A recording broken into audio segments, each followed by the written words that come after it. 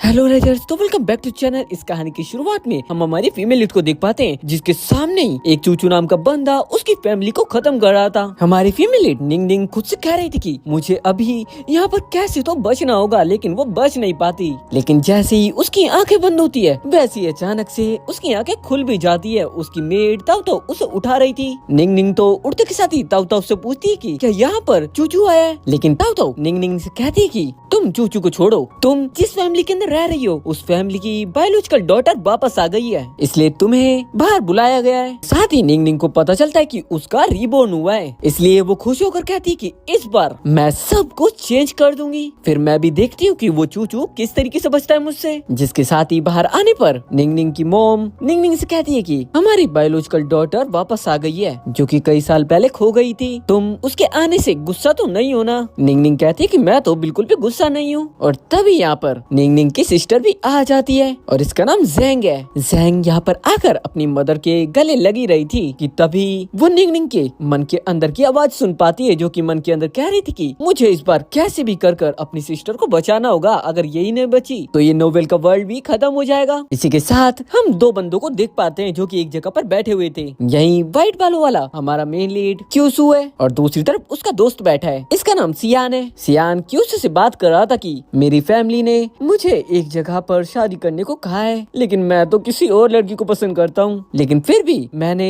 अपने mom and dad की बात मान ली। अब जैसे ही निंग निंग अपने रूम के अंदर जाकर लेटती है कि तभी उसे नोवेल के सिस्टम की वॉइस सुनाई देती है, जो कि निंग निंग से कह रही थी कि अगर तुम नोवेल में रहकर जो भी टास्क तुम्हें दिए जाते हैं उसे कंप्लीट करोगी तो तुम्हें कुछ पॉइंट्स मिलेंगे, जिसकी मदद से तुम कोई भी चीज परचेस कर सकती हो, यानी कि खरीद सकती हो। जिससे निंग निंग तो काफी ज्यादा खुश हो जाती है और कहने लग जाती है कि अब तो यहाँ पर सब कुछ मेरे कंट्रोल में होगा। और ये सोचकर वो मन के अंदर ही काफी ज्यादा खुश हो रही थी। मन के अंदर क्या, वो तो बाहर भी खुश हो रही थी कि तभी ताऊ ताऊ ये चीज देखकर मन के अंदर ही सोचती कि क्या ये पगला गई है। ताऊ ताऊ निंग निंग से कहती कि क्या तुम ठीक हो। निंग निंग तो हंसते हुए कहती कि हाँ हाँ मैं बिल्कुल ठीक हूँ। जिसके साथ ही वो कहती कि अब ये मेरे बाहर जाने का टाइम है, मैं भी देखती हूँ इस बार वो इंसान मुझसे कैसे बचता है। निंग निंग तो चूचू की बात कर रही थी, लेकिन जैसे ही वो बाहर की तरफ जाती है तभी उसकी सिस्टर उसके सामने आ जाती है। सिस्टर ज़ेंग निंग निंग से कहती है कि क्या तुम यहाँ से भागना चाहती हो। निंग निंग कहती है कि नहीं नहीं, मैं भाग नहीं रही, मैं तो बस ऐसे ही बाहर घूमने के लिए जा रही थी। तो ज़ेंग कहती है कि क्या मैं भी तुम्हारे साथ चल सकती हूँ। तभी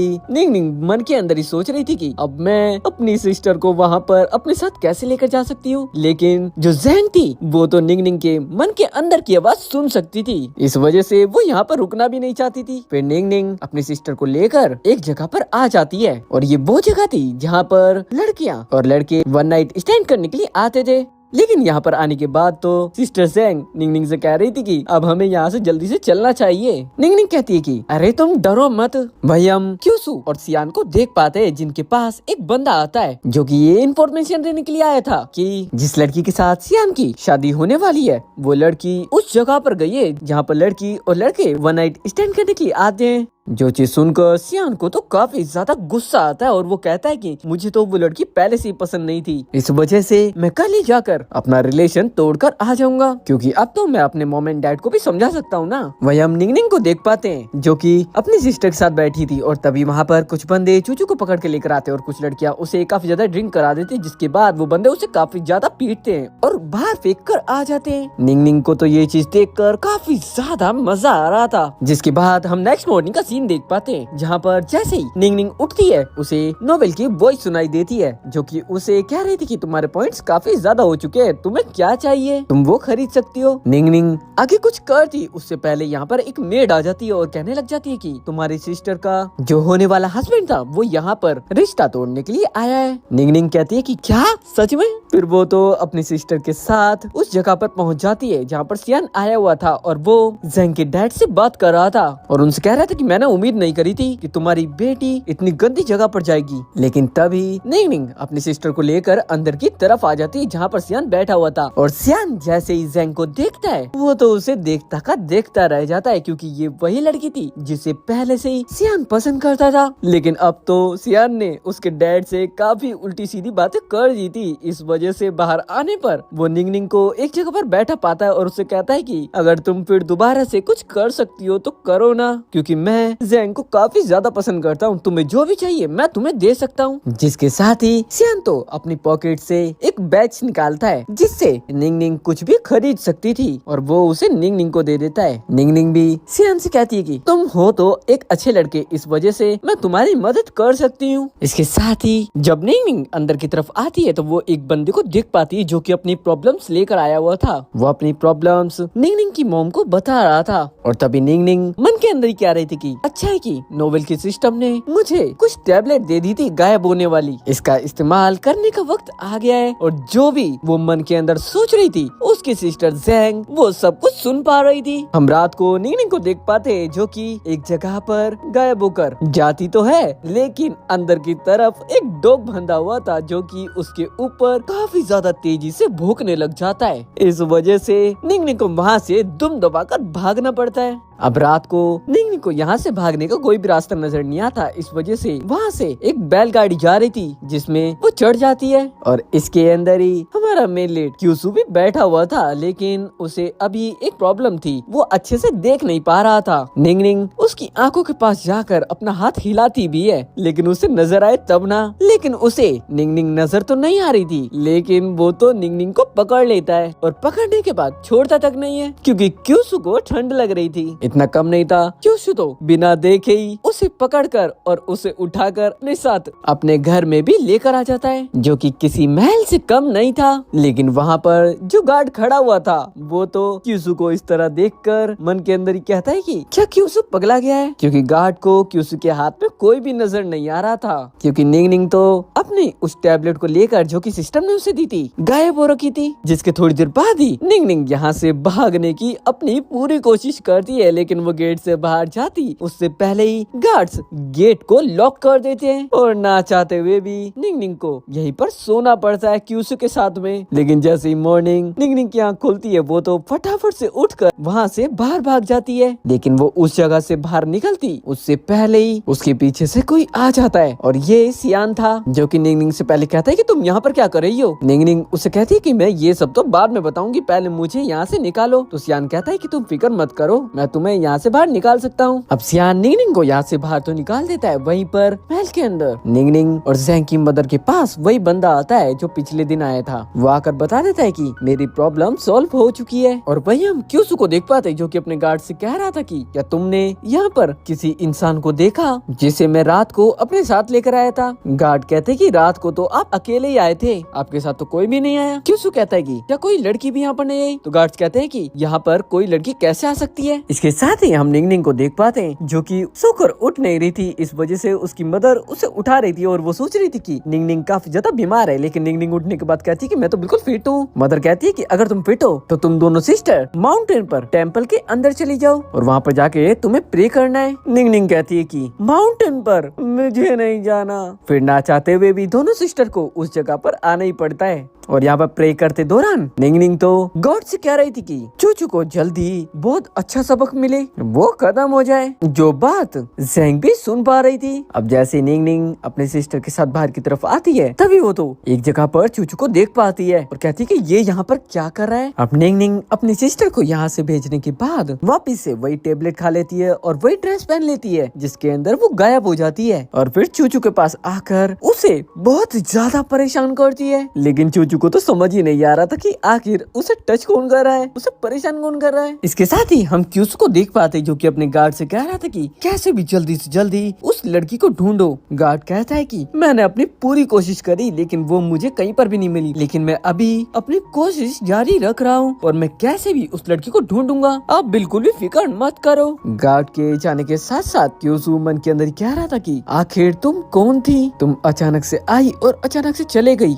लेकिन मैं तुम्हारा पता जरूर लगा लूंगा। इसके साथ ही हम नेक्स्ट डे का सीन देख पाते हैं जहाँ निंग निंग की मदर निंग निंग को लेकर एक जगह पर आ जाती है और जैसे ही उस जगह पर निंग निंग की नजर जाती है तो वो कहती कि मॉम मुझे सुबह सुबह इतनी जल्दी तुमने इसलिए उठा दिया कि तुम्हें इस जगह पर आना था। मदर कहती कि इंपीरियल मास्टर से तुम्हें भी मिलना चाहिए, लेकिन उन्हें कौन बताए निंग निंग तो पहले इंपीरियल मास्टर से मिल चुकी है, यानी कि क्यूसू से। जिसके साथ ही निंग निंग निंगनिंग की मदर उसे लेकर अंदर की तरफ आ जाती है, जहाँ पर क्यूसू बैठा हुआ था। निंगनिंग की मदर क्यूसू से कहती है कि तुम मेरी बेटी का फ्यूचर देखकर बताओ, उसकी लाइफ में अभी कुछ चीजें ठीक नहीं चल रही है। लेकिन तभी निंगनिंग मन के अंदर कहती है कि इसे मेरा फ्यूचर क्या ही पता होगा, ये तो खुद एक अंधा इंसान है, इसके सामने तो मैं आ गई थी, इसने तो मुझे ही नहीं पहचाना। और जब निंगनिंग ये सब चीजें सोच रही थी तो इसकी ये सारी मन की बातें क्यूसू सुन पा रहा था। क्यूसू निंगनिंग की मदर से कहता है कि मैं आपकी बेटी का फ्यूचर नहीं बता सकता। लेकिन तभी निंगनिंग मन के अंदर ही कहती है कि आता होगा जब बताएगा ना।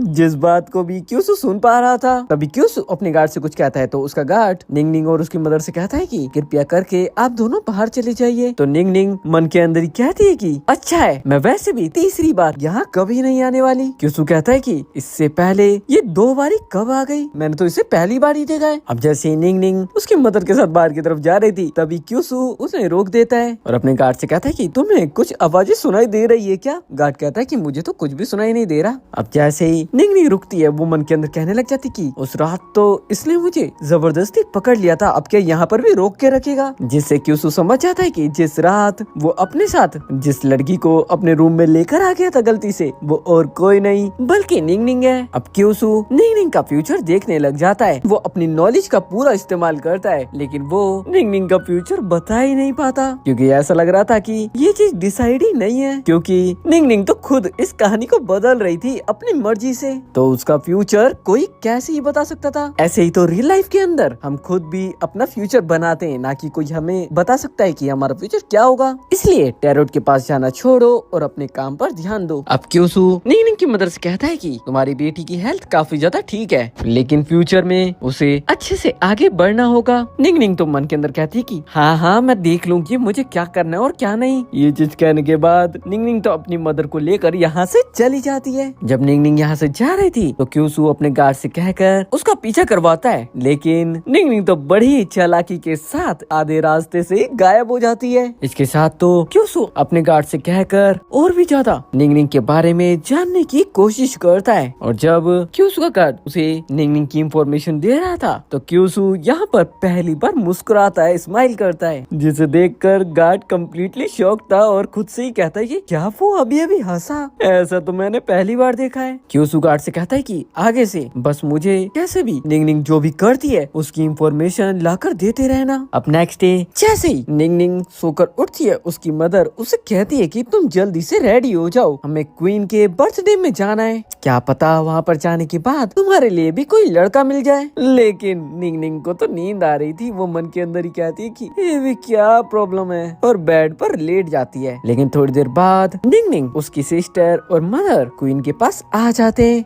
अब जैसे ही ये सभी लोग क्वीन के पास पहुंचते हैं तो क्वीन सभी से कहती है कि मेरा बर्थडे इंपीरियल गार्डन के अंदर बनने वाला है। लेकिन यहाँ पर हम निंगनिंग को देख पाते हैं, जो कि मन के अंदर ही कह रही थी कि क्या ये क्वीन सच में अच्छी होगी? मुझे तो बिल्कुल भी नहीं लगता। लेकिन ये सारी बातें क्वीन भी सुन पा रही थी, जिसके बाद क्वीन सभी को इंपीरियल गार्डन के अंदर आने को कहती है और सभी यहाँ पर पहुँच जाते हैं। और तभी यहाँ पर यहाँ का किंग भी आ जाता है। अब यहाँ निंगनिंग बैठती है कि तभी यहाँ पर क्यूसू भी आ जाता है, तो वो तो मन के अंदर कहने लग जाती कि अब ये भी यहाँ पर क्या करने के लिए आ गया। अब यहाँ पर कई तरीके की एक्टिविटीज होती है, यहाँ पर डांसिंग होती है। यहाँ पर हम निंगनिंग को देख पाते हैं, जो कि अपने मन के अंदर ही सोचती है आज क्वीन का बर्थडे है, क्या मैं गिफ्ट में किंग को एक और क्वीन गिफ्ट कर दूं? लेकिन निंगनिंग को कौन बताए, यहाँ पर काफी लोग थे जो कि उसकी मन के अंदर की आवाजें सुन पा रहे थे और सभी सोच रहे थे कि क्या ये लड़की पागल है। तभी यहाँ पर निंगनिंग की नजर चूचू के ऊपर जाती है और वो मन के अंदर ही कहने लग जाती है कि क्या ये भी यहाँ पर आ रखा है। खैर वो ये चीज गाली देने के बाद बोलती है। अब तभी जो लड़की यहाँ पर डांस कर रही थी, निंगनिंग उसके ऊपर कुछ चीज तो फेंकती है जो कि उसको चिपक जाती है और वो लड़की अचानक खुद ही चूचू के ऊपर गिर जाती है।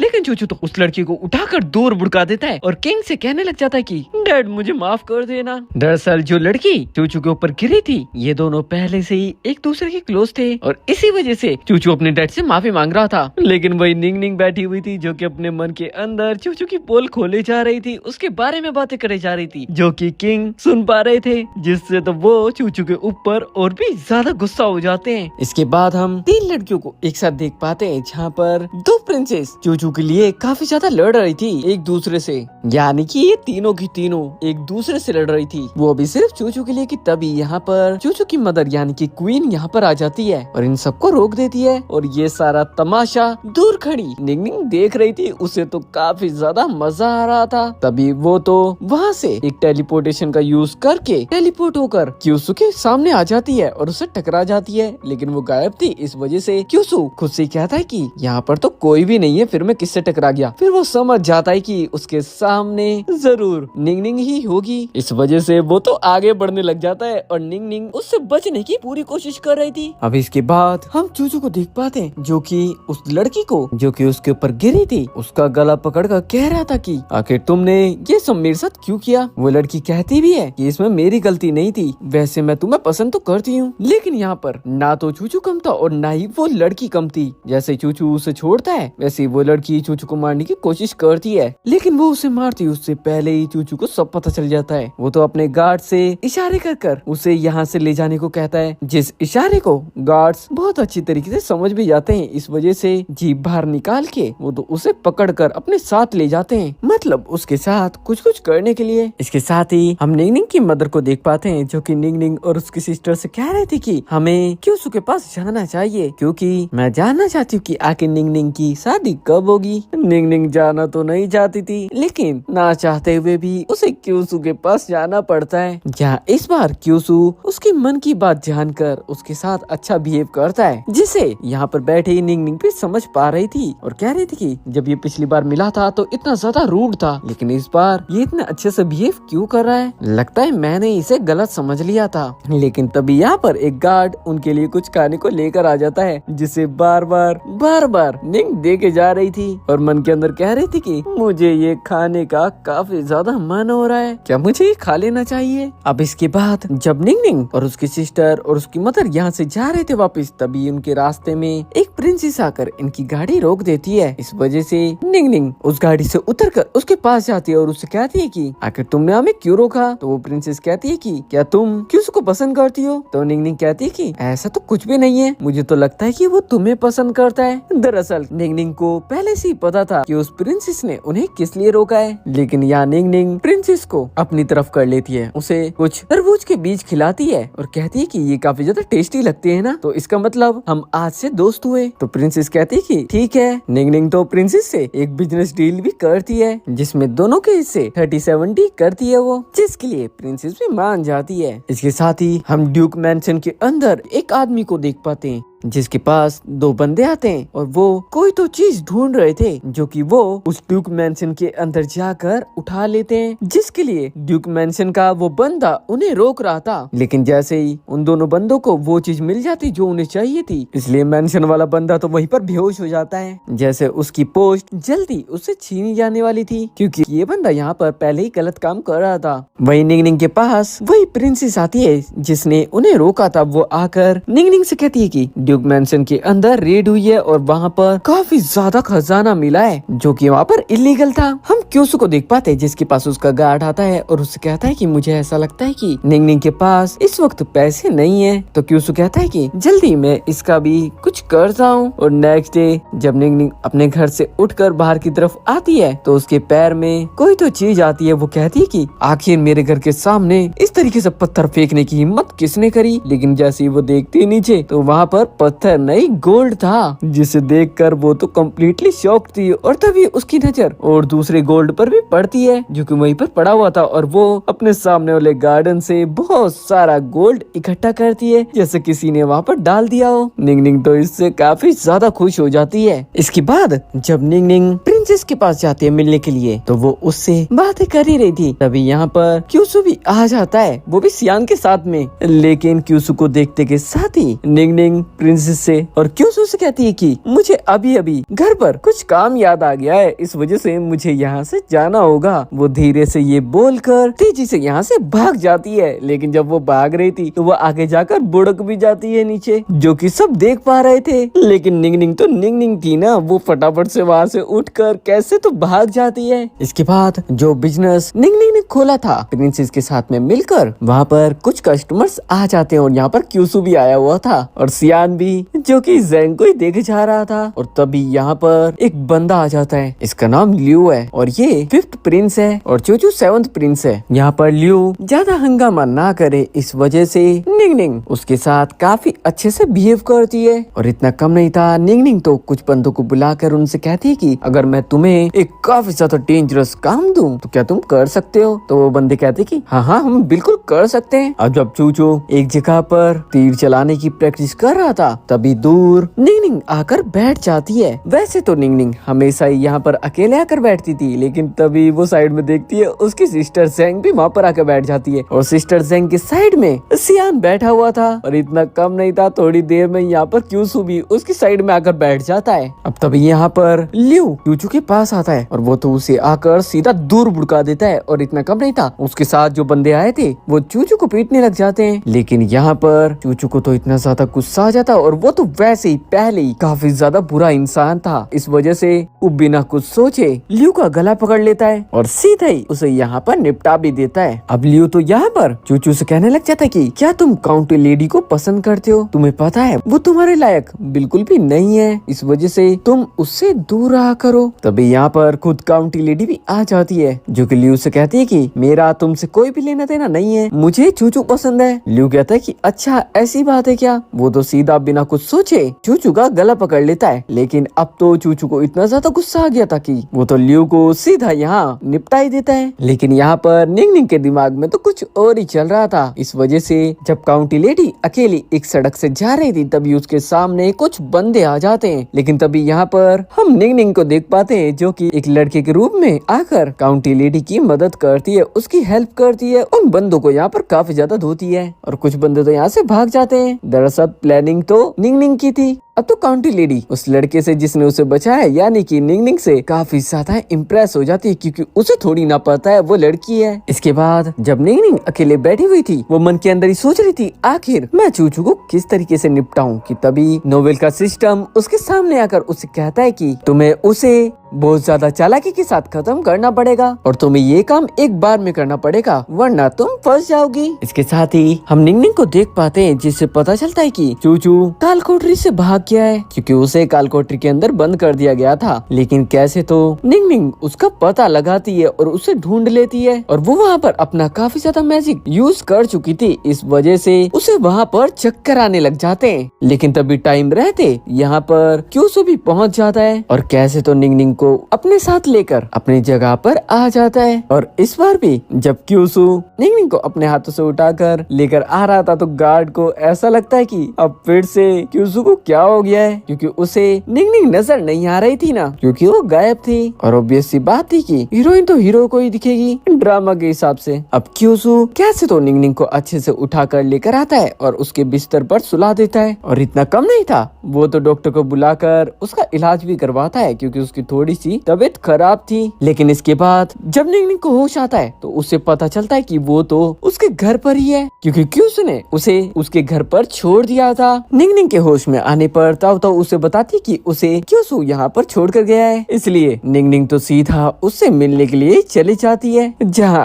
आज के दिन क्यूसू ने उसका मास्क नहीं लगा रखा था, जो कि वो हमेशा लगा के रखता था। निंगनिंग क्यूसू के पास आकर उससे कहती है कि आखिर तुमने मुझे कहाँ से उठाया था। लेकिन क्यूसू इतनी आसानी से उसे कैसे बताने वाला था, क्योंकि वो तो हमेशा मन के अंदर उसका मजाक उड़ाती रहती थी। क्यूसू यहाँ पर निंगनिंग से कहता है कि तुम्हें ये सब चीज जानने की जरूरत नहीं है, अगर तुम मुसीबत में हुई भी तो मैं तुम्हें हमेशा प्रोटेक्ट करूंगा। निंगनिंग क्यूसू से कहती है कि मैं तुम्हारा भरोसा कैसे करूं। तो क्यूसू अपने हेयर से यानी अपने बालों से एक छोटी सी तलवार निकालता है, जिसे वो छोटी सी तलवार ही बोलता है, इस वजह से हम भी इसे छोटी सी तलवार ही बोलेंगे, जो कि किसी इंसान को भी खत्म कर सकती थी। नेक्स्ट डे हम निंगनिंग को देख पाते हैं जिसकी ग्रैंडमदर उससे मिलने के लिए आई हुई थी और वो यहाँ आकर निंगनिंग से कह रही थी कि तुम जियांग फैमिली की बायोलॉजिकल डॉटर तो नहीं हो, लेकिन तुम मेरी बेटी की तरह ही हो, इस वजह से तुम भी हमारी फैमिली में रह सकती हो। जिस बात से निंगनिंग खुश हो जाती है और इसके बाद निंगनिंग क्यूसू से मिलने के लिए उसके पास भी आती है, जो कि उसे बताता है कि मुझे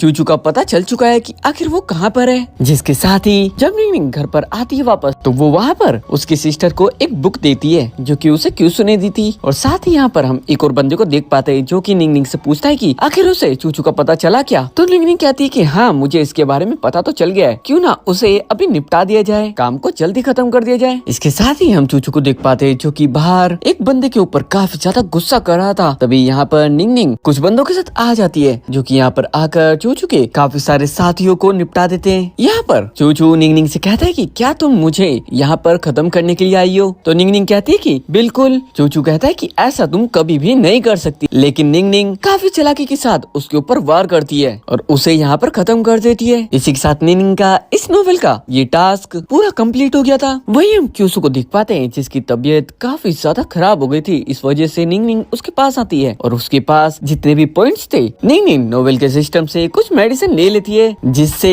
वो क्यूसू की मदद कर सके। साथ ही निंगनिंग क्यूसू से ये भी कहती है कि वो अपना ख्याल रखे, वो जल्दी पूरी तरीके से ठीक हो जाएगा। इसके साथ ही निंगनिंग यहाँ से चली जाती है, लेकिन वो जब बाद में क्यूसू के पास आती है तो वो क्यूसू को देख पाती है और देखती की देखती रह जाती है। और इस बार हम क्यूसू के हेयर्स को व्हाइट की जगह ब्लैक देखते हैं और वो ब्लैक हेयर्स के साथ काफी ज्यादा अच्छा दिख रहा था। अब यहाँ पर क्यूसू धीरे से निंगनिंग के पास आता है और उससे कहता है कि क्या तुम मेरे साथ डिनर पर चलोगी। तो वो निंगनिंग भी उसके इस प्रपोजल को एक्सेप्ट कर लेती है और इसी के साथ ये ड्रामा यहाँ पर खत्म हो जाता है। तो जानने से पहले चैनल को सब्सक्राइब, वीडियो को शेयर जरूर से कर देना।